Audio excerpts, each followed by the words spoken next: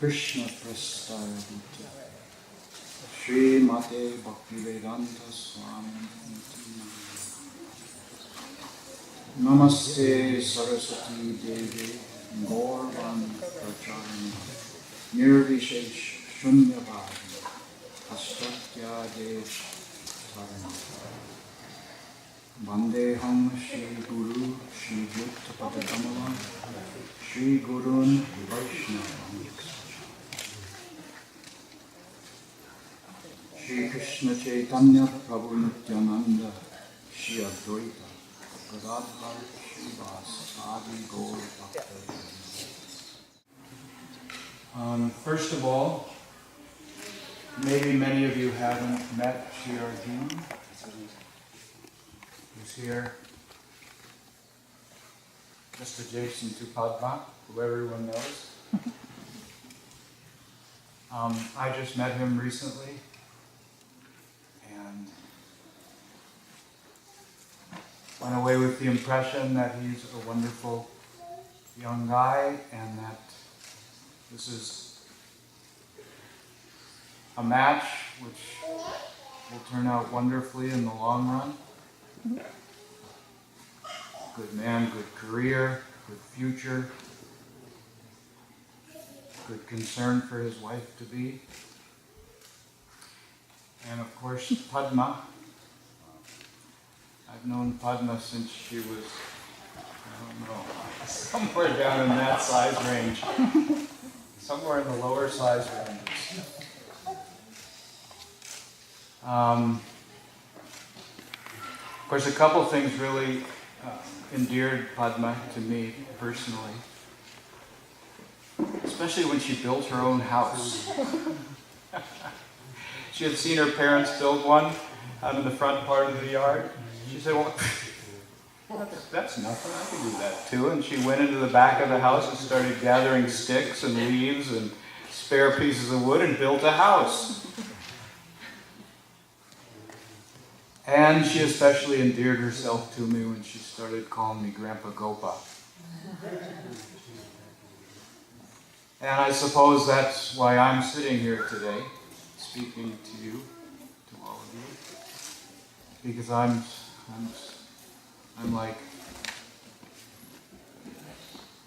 like the grandpa-in-law, once removed, on Padma's side. So this is what you're preparing for is called Vivaha. Vivaha Sanskar. Vivaha means that it carries us further in life. And it's got a qualifier in the beginning. Vivas. Especially so. And of course, a sanskar is something that's meant to leave an impression. That's why all the ladies are here dressed in colorful saris, like gowns. And that's why you're all painted up so beautifully. Vivaha sanskar. Just like there's, of course, Jata sanskar, the birth ceremony. There's Namakarna, the name-giving ceremony. There's Upanaya sanskar, the initiation ceremony. There are ceremonies at red-letter dates throughout a person's life that are meant to leave that red-letter impression on the consciousness. Wow.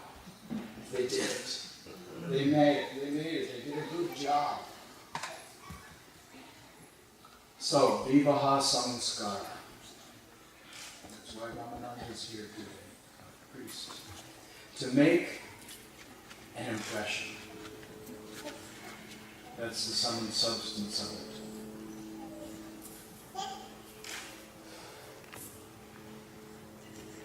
Srila Prabhupada married people from the very beginning of the Western Hare Krishna movement. As a matter of fact, it was so much an integral part of the movement that he incorporated the society in sometime in mid-66. And then, within 2 months, he was already giving initiations. But then he thought, well, I've just given initiation. And 2 days later he thought, I should marry some people. This Vivaha is a formula for your happiness into the future. Of course, it can go either way. But the intention is that Vivaha, you'll be carried into the future on wings of happiness within the context of Krishna consciousness.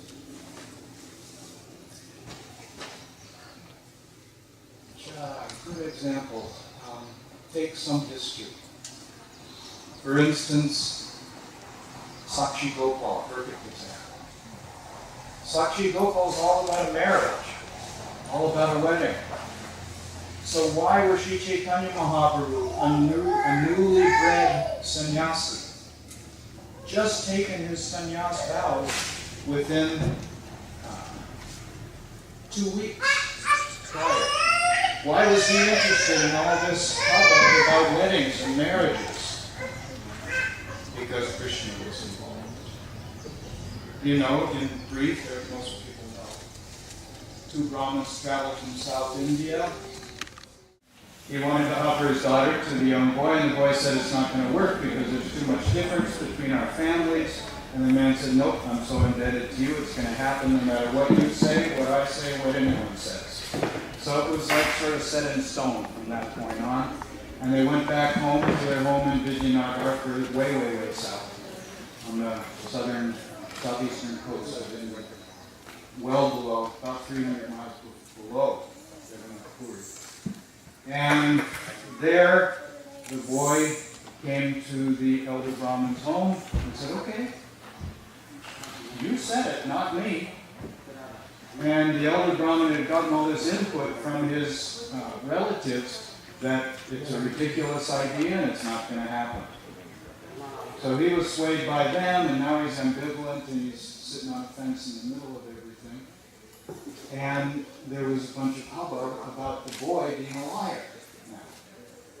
So all he wanted was to follow through on the Brahmin's vows.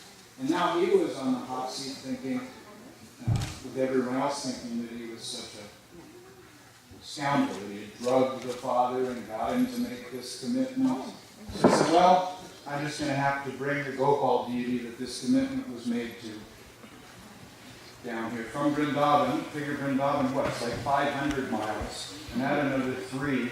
So it's like 800, it's almost 1,000 miles away. And everyone sort of agreed with that because they all thought, deities don't move. So yeah, go get the deity, bring him down. Whatever he says, we'll do. So he went all the way back to Braj, and he pled his case to the Gopal deity.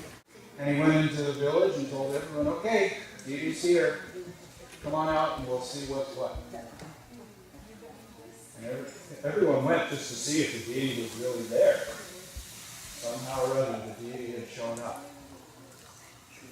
So a subsequent conversation ensued where the deity backed up the boy's claims.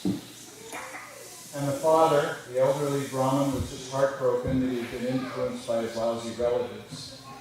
And he paid his obeisances to the younger boy instead of vice versa, and the wedding took place. Now, after that, the deity moved from Vijayanagar, much later, from Vijayanagar up to that Cuttack area.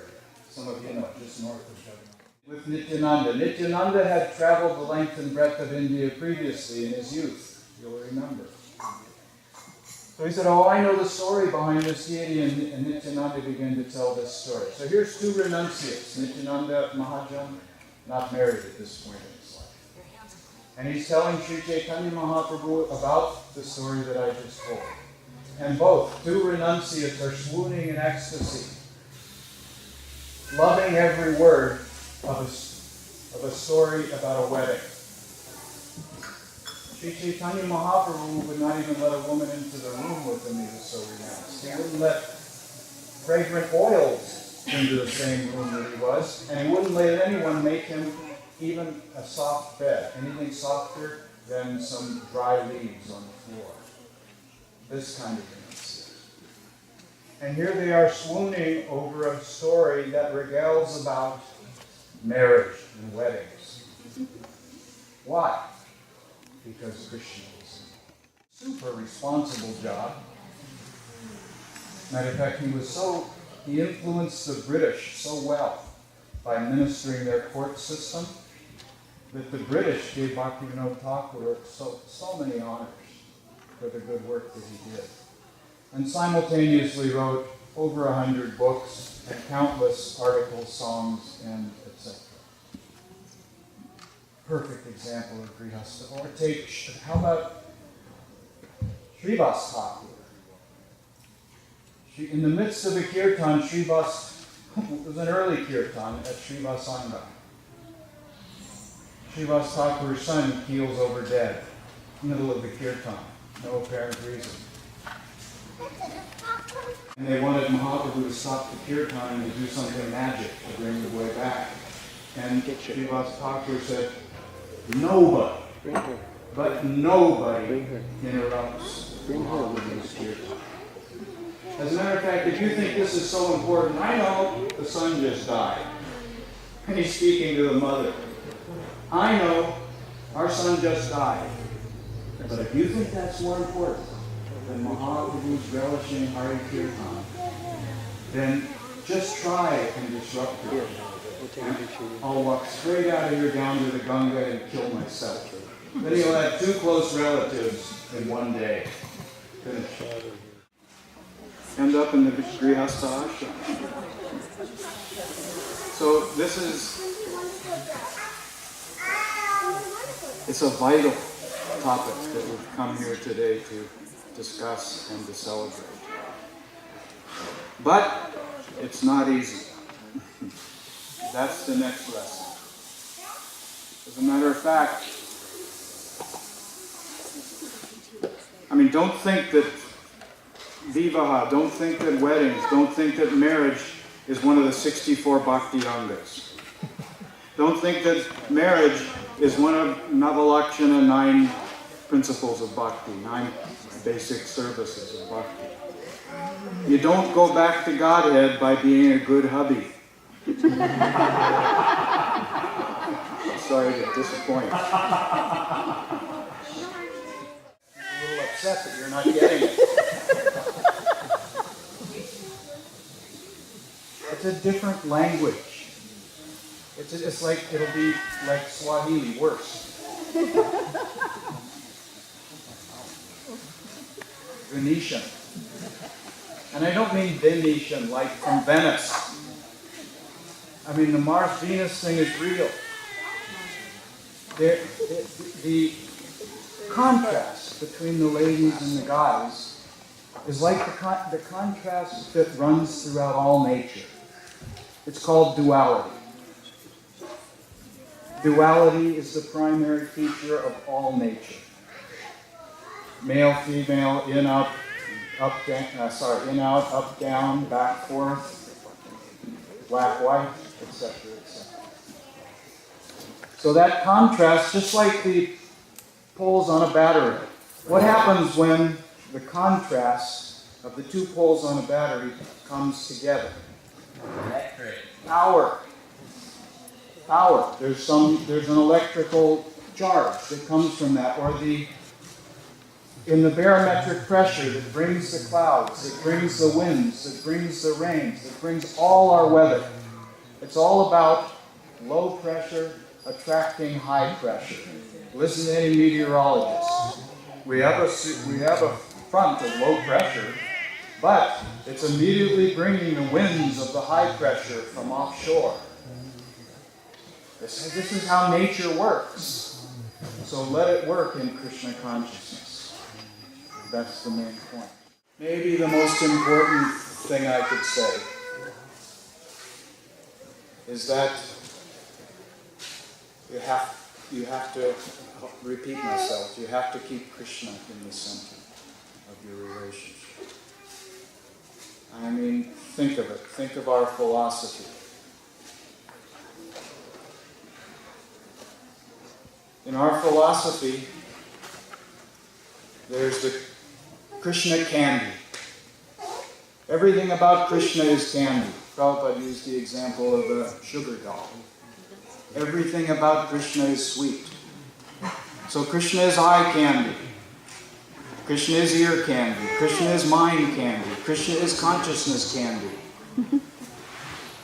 Make tasting that candy the center of your relationship. Beauty is the central image of God. The renunciation comes into play regarding all the others. Krishna as the center. Vyaste is a very good example. The word vyas can mean to divide. It can mean diameter, which is the line that goes directly through a circle in its exact center. It can mean to expand. You go 360 degrees around the circle. What have you got? You've got a center with all sorts of lines emanating out from it. In this example, Krishna is the center. Means the planetary systems of this material world, or from that central position, looking to the high side. Grenyam Bhargo Dhimahi. Grenyam Bhargo Devasya. Devasya means Krishna. Of course, lastly, Braj Vrindavan is the perfect example. Everything in Braj is centered on Krishna. The flow of the rivers is centered on Krishna. The falling of the leaves is centered on Krishna. The blooming of the flowers is centered on Krishna. The moods of the gopis are centered on Krishna. The moods of the parents are centered on Krishna. What's not centered on Krishna?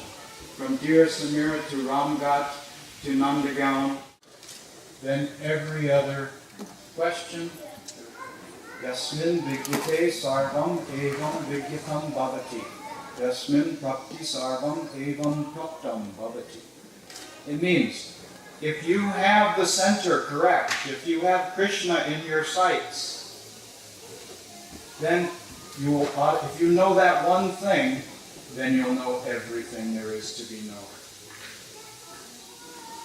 Krishna himself says it, Yomam evam asamudho janati purushottamam sasarvati.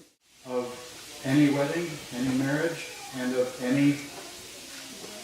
everything that we all do as devotees. Nothing should lose this theme of Radharani, Krishna, and the Parikars in the center of our lives. So I think we want to move on and not get hung up with a lot of talk. If you say that you can't go back to Godhead by being a good husband, I understand you take that. But can you go to hell by being a bad? You're already in hell as a bad one.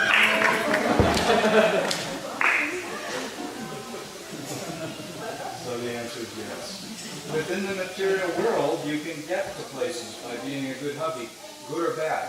Hubbyism is a good vehicle for staying within the material world. But to go to the Lok Vrindavan, it's not the best possible vehicle. Thank you. Hare Krishna.